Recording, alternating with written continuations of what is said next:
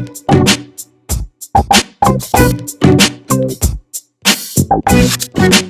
welcome to the second episode of our conversations with you, and we have titled it So On and So Forth. And in the first episode of our conversations, we talked about your evolution as a literary critic, and we have discussed at length your encounter with various theories, modernism very particularly, and also your experience in Presidency College, Delhi University, and in the Cambridge University. Very particularly your understanding of F.R. Lewis and your journey through your PhD thesis, where we talked about why did you take up history or historical approach towards understanding the Paradise Lost. So today we plan to discuss postmodernism, and you have a very extensive article on postmodernism in Assamese, Uttor Adhunikotavadot Ebhumukhi. If I can translate it into a glimpse into postmodernism, even if you have called it Uttor Adhunikotavadot Ebhumukhi, but then you have so comprehensively and critically talked about postmodernism. I think this was in 1997 and 1998. Uh, I think had it been written in English, probably it would have been cited very extensively, across the world. But because you have written it in Assamese, it has been limited to the Assamese readers. Therefore, we want to talk about postmodernism, your understanding, your critical approach to postmodernism, and in the process, I'll be referring to this particular article, Uttaradhunikotavad Ebhumukhi. You have a statement in the article. You said Uttor Adhunikotavad Hobdotur Majot Jen Ek Didhagostro Monubhav Ase. There is a state of confusion and ambiguity in the very word postmodernism itself. So I'd like to have your opinion on it. Why have you said that there's a state of confusion and ambiguity in the very word postmodernism itself? You see, my approach to postmodernism is not necessarily the same Yes, sir. as that of the exponents of postmodernism and its devotees. I deliberately take a stand against it because I don't appreciate its spirit. Your question was? You have a statement, Uttaradhunikotavad Hobdotur Majoten Ek Jen Ek Didhagostro Monubhav Ase. Yeah, there. You see, if you have a new phenomenon, Yes, sir. you give it a new nomenclature, new name, and a new term to indicate the significance of something new. Postmodernism simply says it is after modernism. Yes, sir. As if it has not really transcended modernism and on modernity, and that it seems to be sort of in between two states of things. One, modernism itself, the ideas of modernity, and the other, something that should have and could have overcome and transcended modernism. So it is between the two. Yes, sir. And therefore, I think the ambiguity or ambivalence is there. Okay, sir. So, are you suggesting in case of, for example, Romanticism and modernism, there was a complete shift? Quite. There was an epochal shift. Quite. Okay. So, but then in case of modernism and postmodernism, you do not find, radical shift or total shift. And my idea is that it should have been there. There could have been, should have been. Yes, a radical point of view, radical approach which we do not find here. Okay, sir. Instead, it is something nihilistic. Yes, sir. So, in our discussion on modernism, you pointed out that there was a complete shift from romanticism to modernism, and modernism was a critique of rationality, industrialization, capitalism, very logic of capitalism, and so on and so forth. In case of postmodernism, also we find those criticisms. Therefore, are you suggesting that postmodernism has not gone beyond that? Not quite that. You see, when the modernists dealt with the questions, the central questions of human life, Yes, sir. it had a kind of basis on a different approach to things. For example, people like Eliot, Yes, sir. they had a religious sort of Yes. Spirituality. background and religious mission, Yes, sir. which culminated in his conversion to Anglo-Catholicism.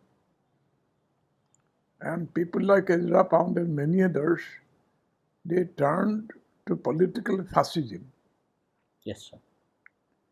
in their revolt against modernism, modernity, democracy, and so on. They turned to fascism. And I don't think that postmodernism really has that sort of alternative in mind. Yes, sir. It has despaired of any alternative. It has continued with the conflicts and ambiguities of modernism. And yet it goes beyond it and thinks it has found a sort of point of view that can transcend modernism without really changing things as they are. Okay, sir.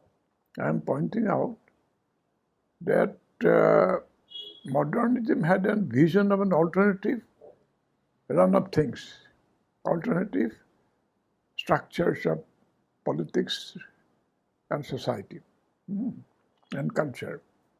Whereas postmodernism is a sort of more or less anarchic Yes. sort of alternative.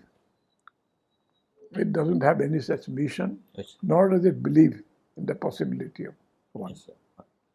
So it is a, in our opinion, it's a sterile kind of thing. Yes, sir. Okay. So, in the said article, you very particularly referred to Milan Kundera, Yeah. the Czech, and who was probably who moved to France. Yeah. So, and you pointed out that Milan Kundera could be conceived as one of the pioneers of postmodernism, who was very critical about the communist regime in Czechoslovakia, confronted with kind of brutality Yeah. in the country. Yeah. And you also mentioned about his novel, talked about his novel, The Book of Laughter and Forgetting, published in 1979, after he had moved to France in 1975. So, how to look at it? Means Milan Kundera's novel. You see, communism, after all, was an effort to transcend, overcome capitalism and its contradictions. Yes. And it had a vision of a new human society, new kind of human culture. But because of certain historical difficulties, it could not proceed very far. And in the end, it turned inwards into some kind of semi-fascistic political order, which also, I think, throttled, strangled culture. Yes. And Milan Kundera found himself, incapable of bearing it anymore. So he called it quits, Yes, sir.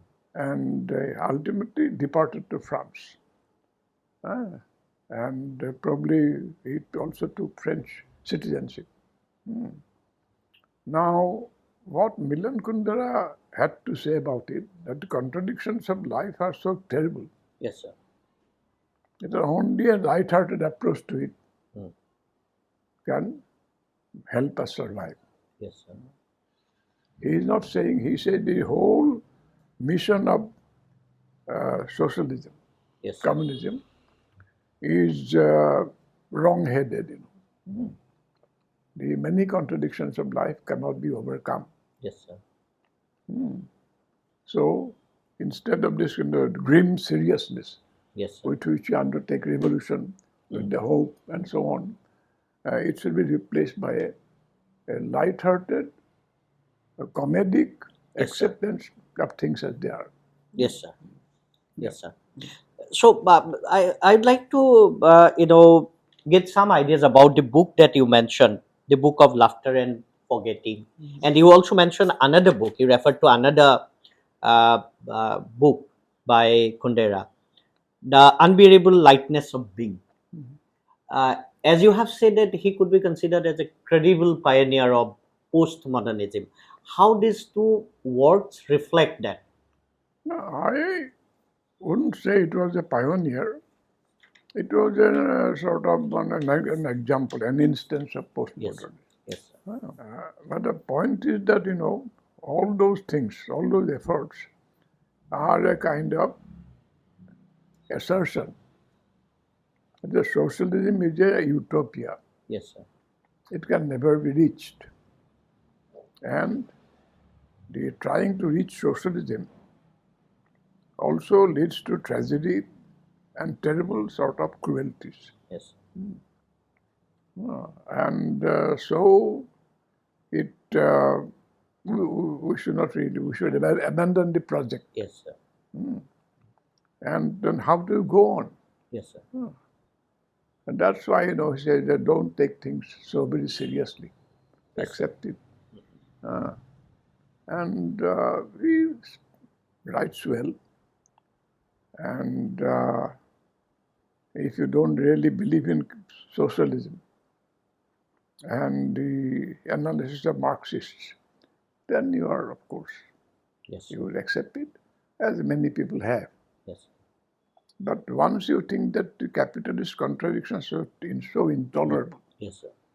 and it has made human life so miserable, then effort must be made to transcend it, to overcome it.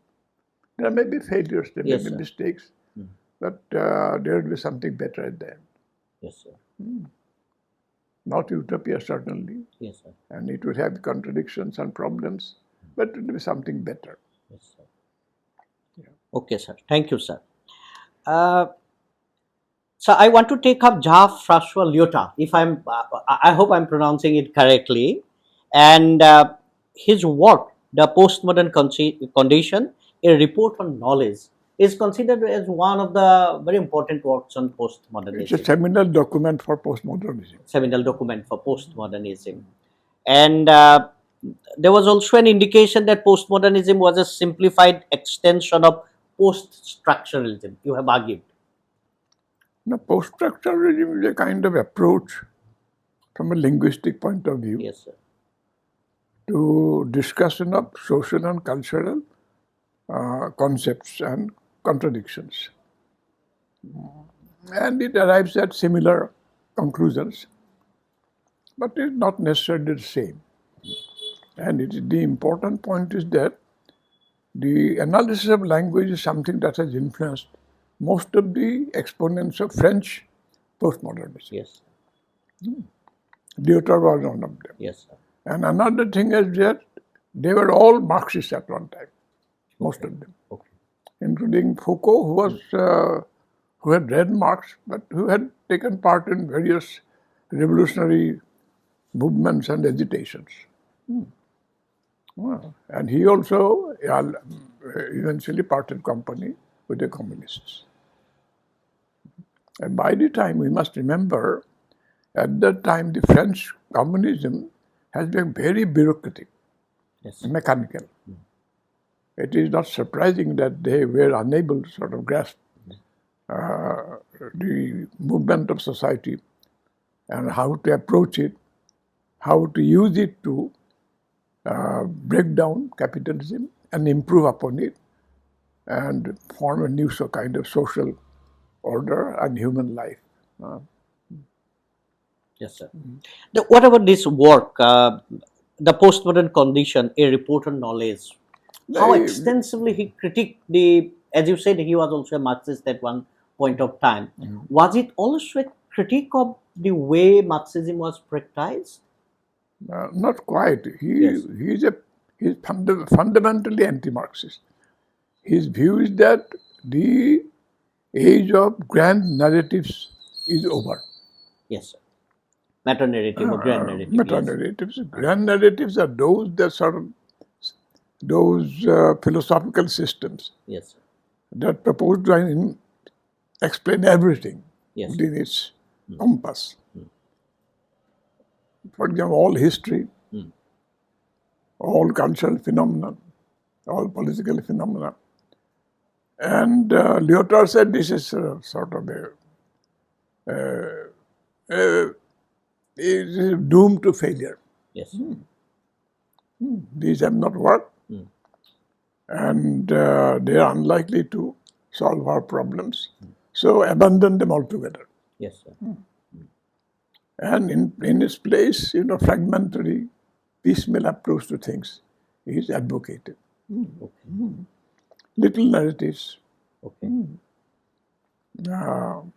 discussing small trends, events, and so on. So, And not claiming to be yes, sir. a sort of overall explanation of things. Okay. So, what was he suggesting that rather than the macro, we need to look at the micro. Micro. We need to look at the more or less. micro. Micro small- level things are valid. Macro level things are suspect. Okay, sir. So you have plurality of imaginations. Plurality, quite. Plurality of imaginations. For every problem, you need to look at the context, the situation. And also perspectives of different types of people, different types of societies, different groups of people, so on and so forth. But then, what is wrong in that, sir? What is wrong in is that they have not proved that the macro narrative Yes, sir. is basically faulty or invalid. Yes, sir. Simply because experience is that does not mean that the experience itself was misguided. Yes, sir. They should have patiently explained the failures of that kind of narrative. Why it did not work? Yes, sir. There might have been something mechanical, something faulty in the approach itself. Yes, sir. It probably could have been readjusted. Yes, That's why the other Marxists believe. Yes, sir. You see, there is this problem of the official Marxism. There was Soviet Russia. Whatever Soviet Russia said was validated by its existence. It was a socialist state, so whatever it said about Marxism must have been correct. This was definitely wrong. Yes, sir. Are you also suggesting that while they focused on the micro, they didn't explore the connection between the micro and the macro? There was no effort to look at the kind of connection between the micro and the macro. But in fact, when you look at things through micro narratives, you miss a lot of things. There are connections that connect the thing to a bigger, higher structure. Yes, sir. How do I, for example, look at the discussion of patriarchy. Yes, sir. Say, we believe that the structure of the discourse of patriarchy leads us to a situation where we discuss the subjection of women Yes, sir. to patriarchal systems, family, and so on, and also patriarchal values. But those values and that system definitely has links to other systems, other higher structures of society and culture. You cannot discuss patriarchy simply as a kind of universal sort of thing. Yes, sir. It has connection to class. Yes, sir. It has connection to many other things. Many other things. Yes. For example, let me give an example. Yes, sir. the family structure is built on division of labor between men and women. Yes.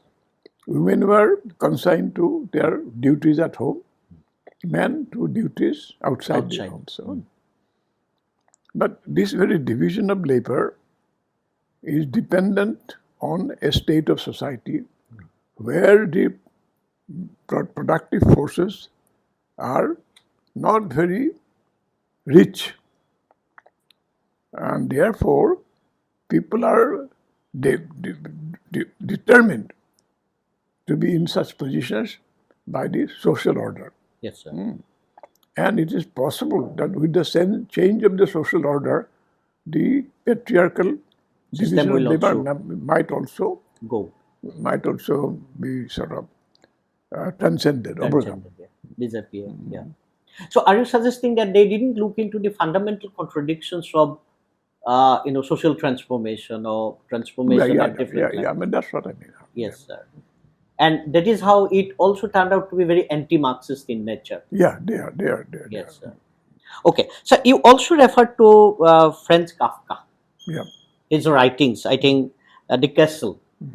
So, you said that he was a modernist, but then his writings also proved to be post-modernist in nature. Yeah.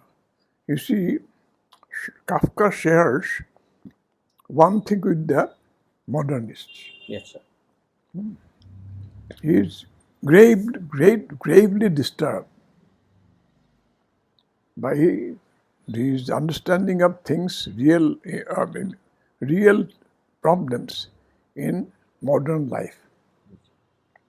The growing division of labor, which again separates man from man, and the eventual loss of a generally shared meaning, which might eventually lead to absurd things. For example,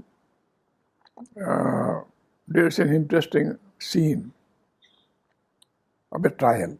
Yes, sir. Law, trials, judges, lawyers, they are the sort of highest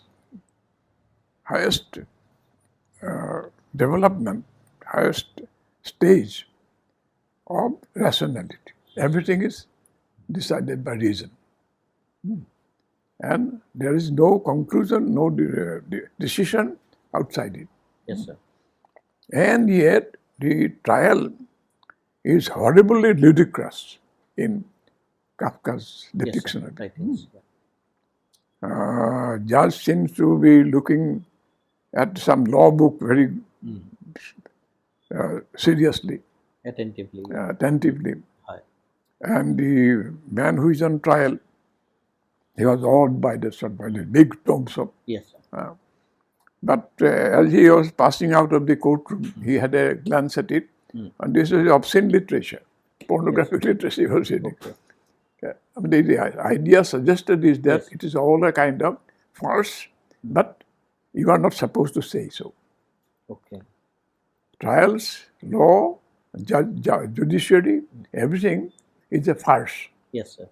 But you are doomed to live within it, to obey it, and not to disregard it, though it is a farce. Okay, so there was no search for alternative. What could be the alternative? That's what makes Kafka great.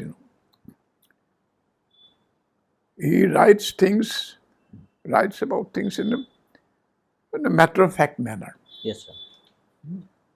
For example, the man on trial, he was passing up the courtroom. He is not surprised. He says he looked at it, and it is a pornographic literature, just like that. So all those terrible things are said in a most matter-of-fact manner. Okay. So that the whole terror and horror of the situation is described in a plain, matter-of-fact manner, like everything else, ordinary things. Yes. And that makes it all the more horrible, all the more terrifying. It reminds you of the German Nazi German cruelties. Those oppression of people, killing of children, millions of them, stripping men and women bare and putting them under poison gas. These are things in the most mechanical, efficient manner. So you see, there's a link between his vision and what came about later. Yes, sir. He had a prevision Yes, sir. of what was going to happen to this rational order. What it means is that unless reason has a goal, some kind of ethical goal, Yes, sir.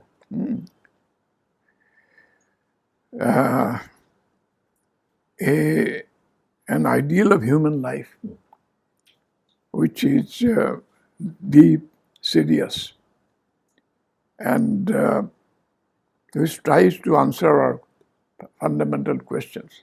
Unless you have that vision, efficiency, rationality will lead to this.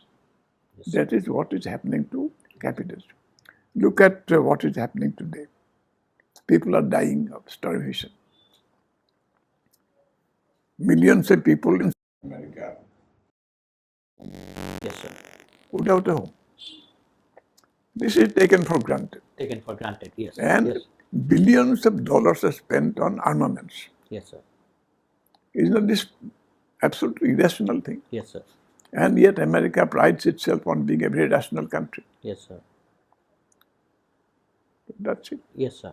So are you, they were suggesting that the whole enterprise of postmodernism, as is the case with Kafka, for example, it ultimately resulted in a state of despair. No. The funny thing is that Kafka is quite different. His Yes. techniques may be postmodern. Yes, sir. But he was a modernist in his approach. His vision was modernist. Modernist, yeah. He also lived at that time, Yes, sir. where there is at least some glimpse of hope somewhere. Otherwise, he wouldn't write Yes. like that. Yes, sir.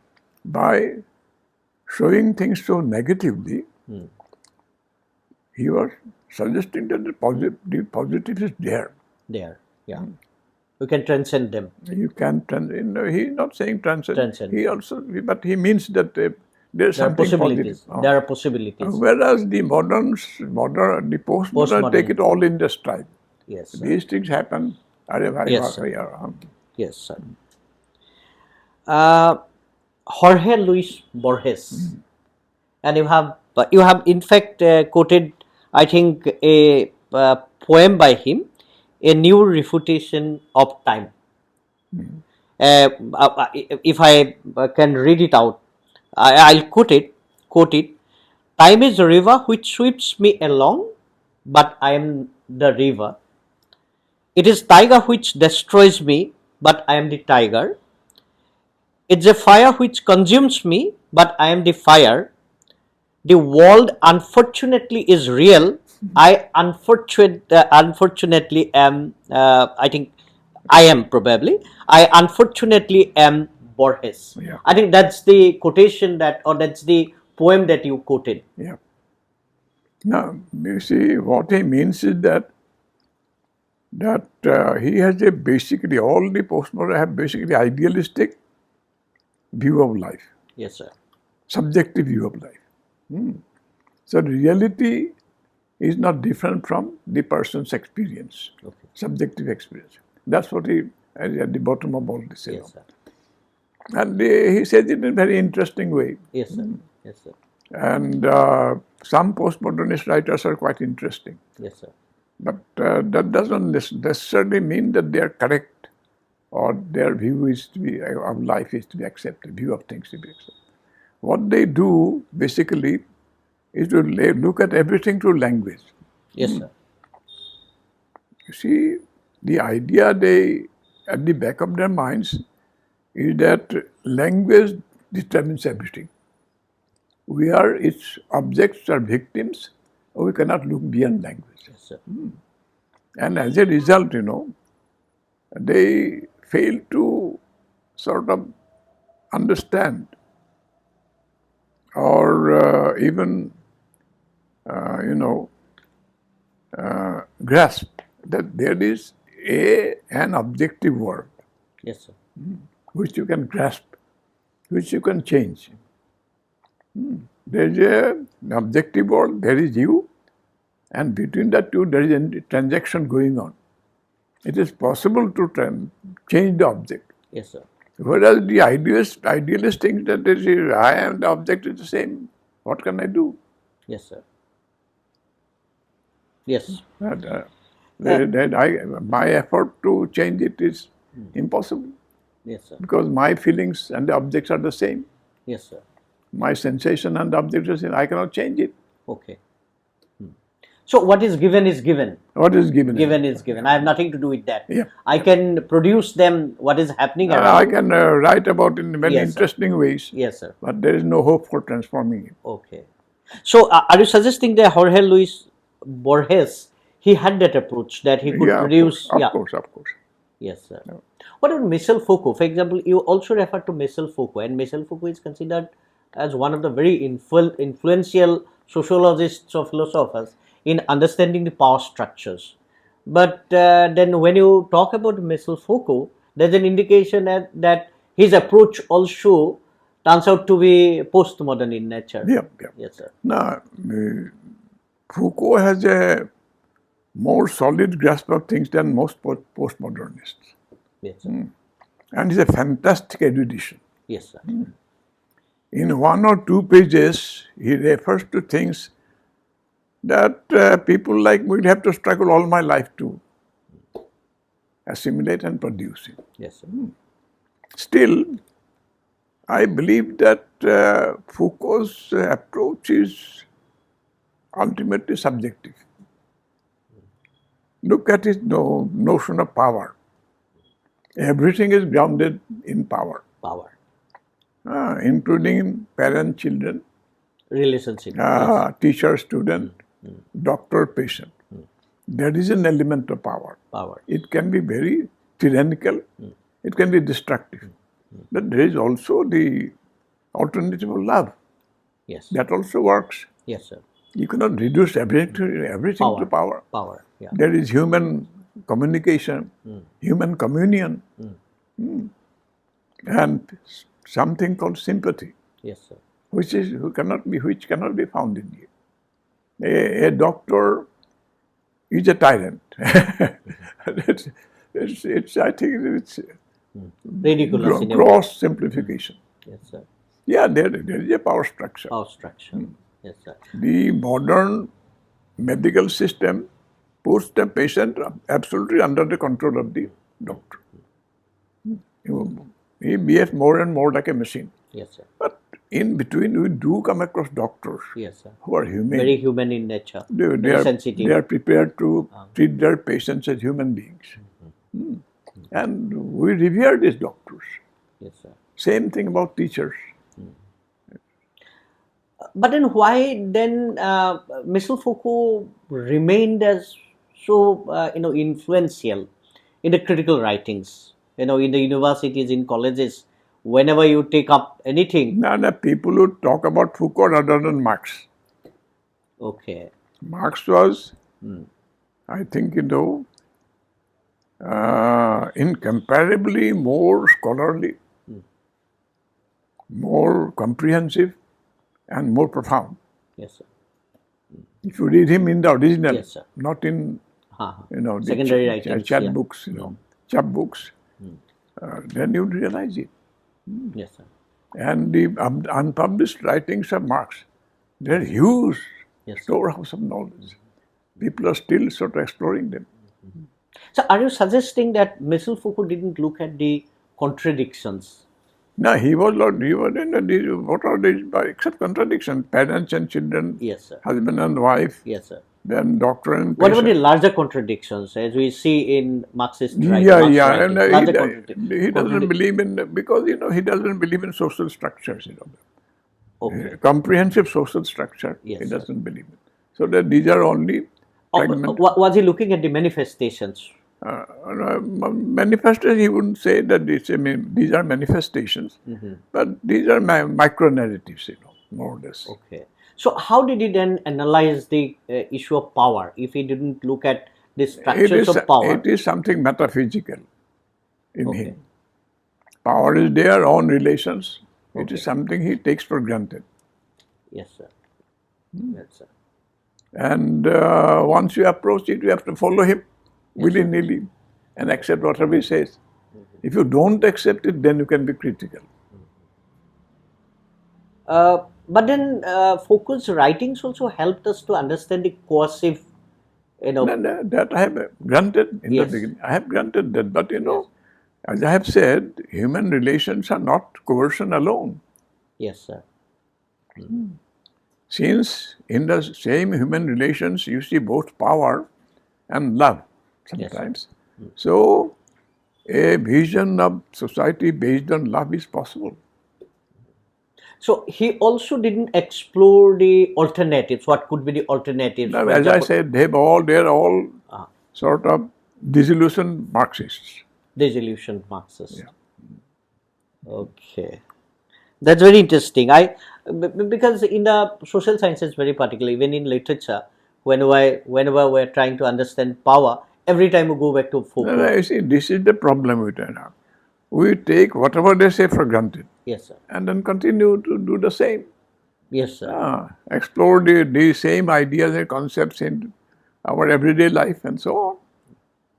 That does not illuminate things very much. That might mystify things further.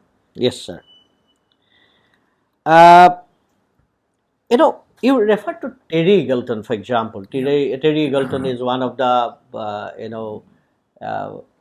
do you call him a Marxist? He's a Marxist? He's a Marxist. He is a Marxist. So, I think he very comprehensively looked at the culture.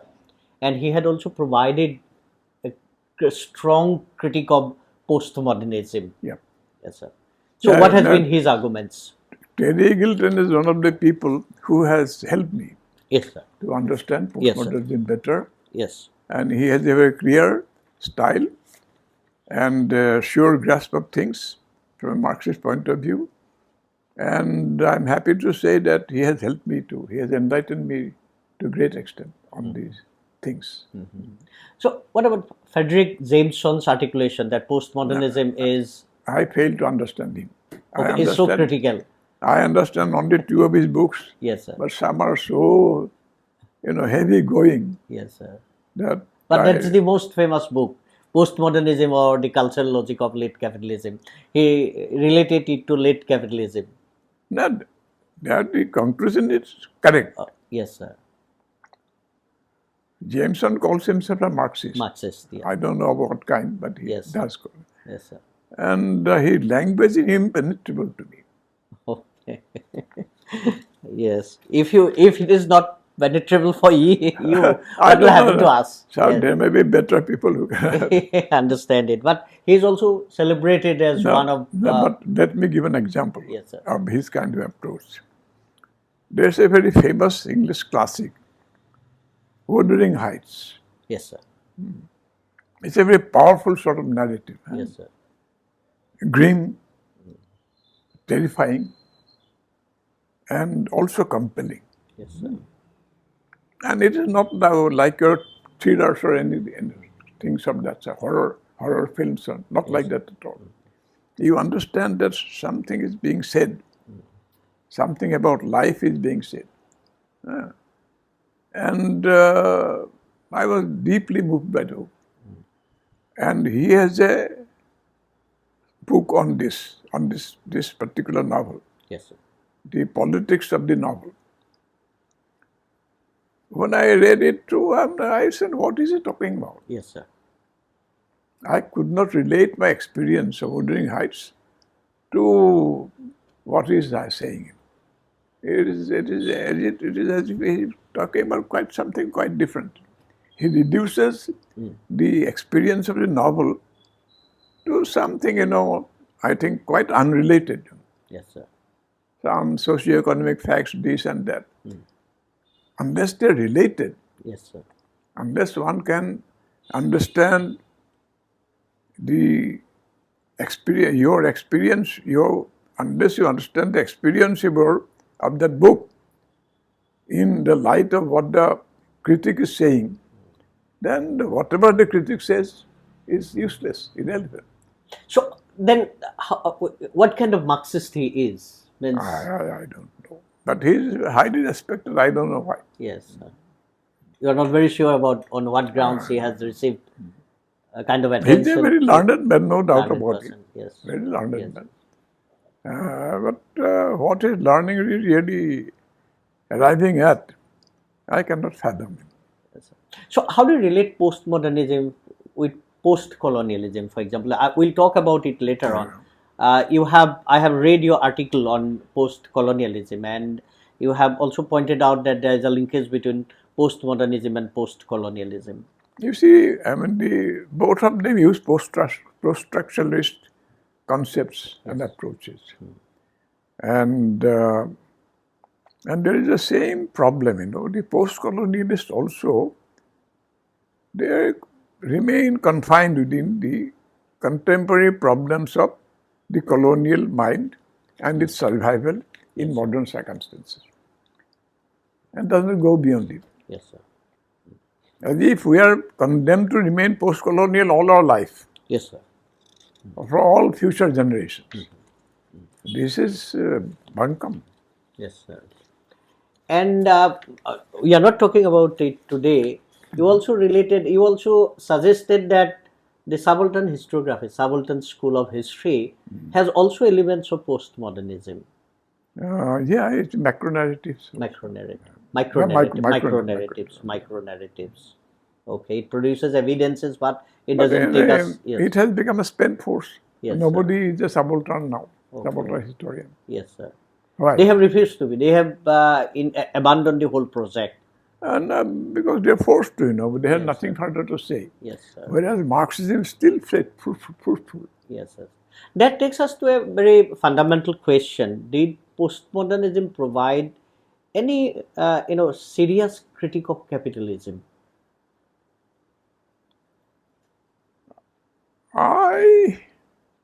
I would not say it goes along with capitalism, in my opinion. It goes along with capitalism.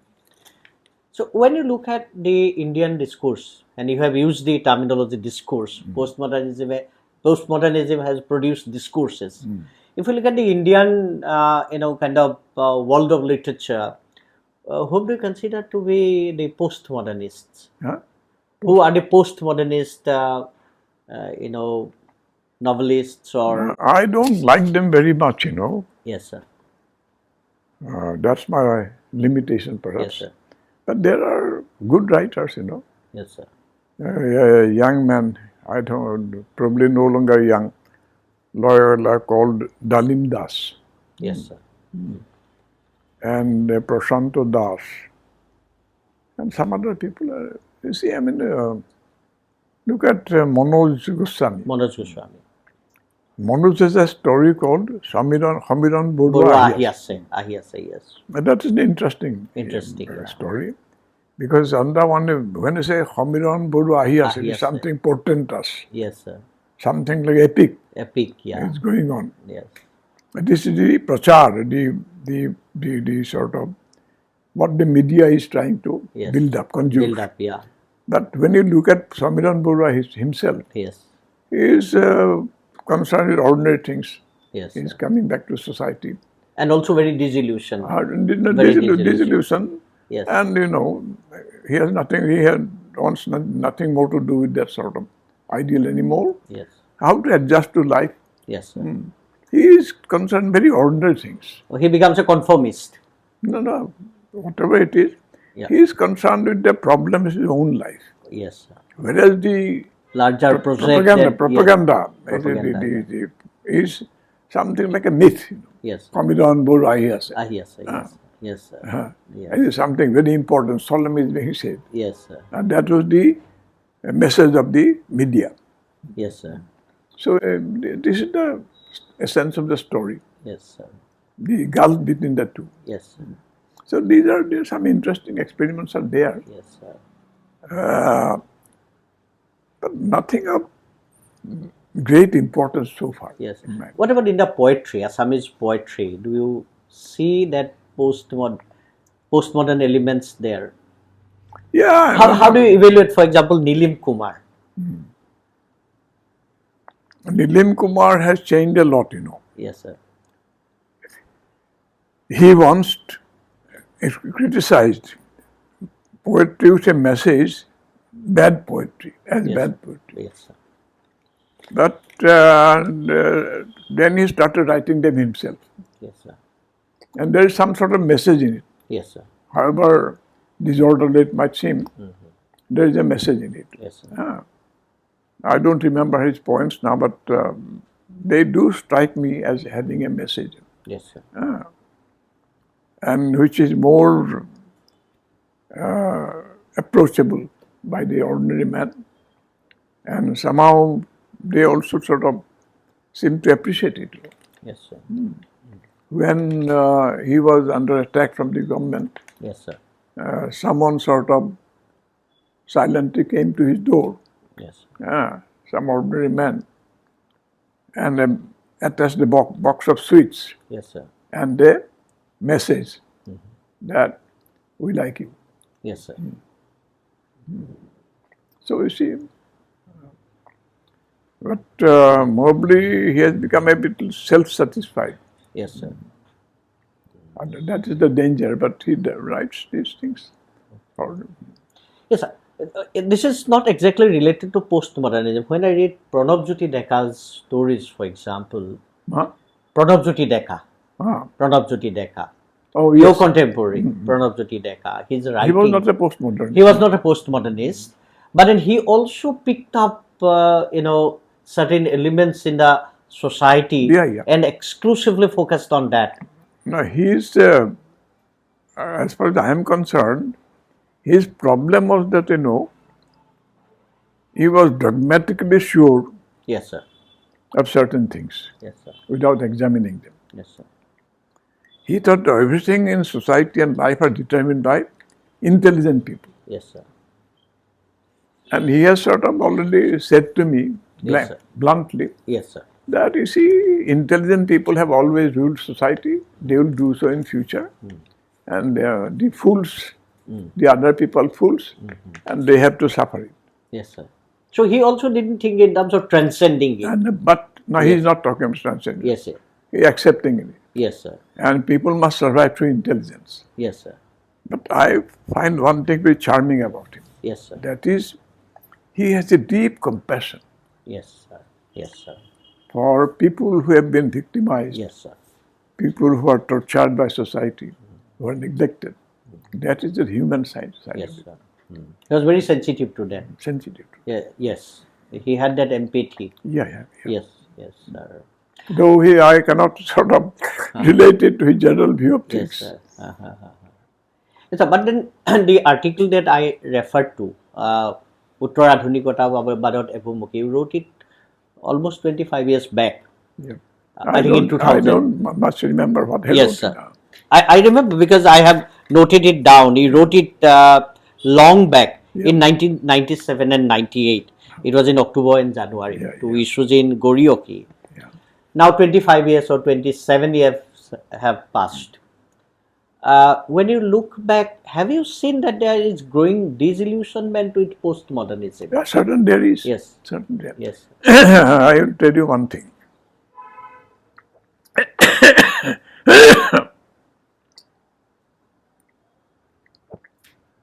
The other day, I watched a video Yes, sir. of an eminent contemporary of mine, Gayatri Chakraborty Spivak, Yes, sir. with two young lecturers from a university.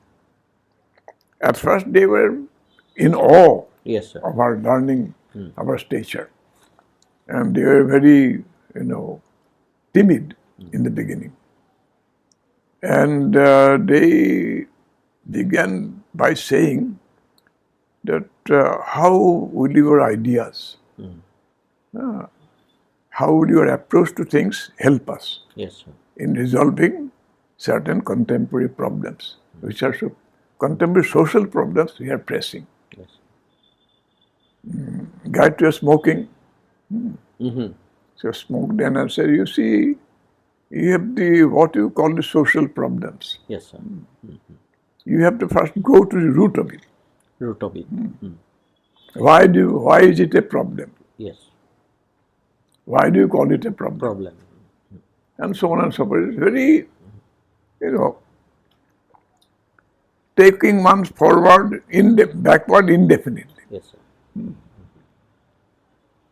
That instead of understanding things as they are, Yes, sir. you are looking at their origins in ideas, in perspectives, Yes, sir. and so on. She says that unless you understand that, you cannot solve it. You see, postmodern does not believe in solving problems, only in understanding. Okay.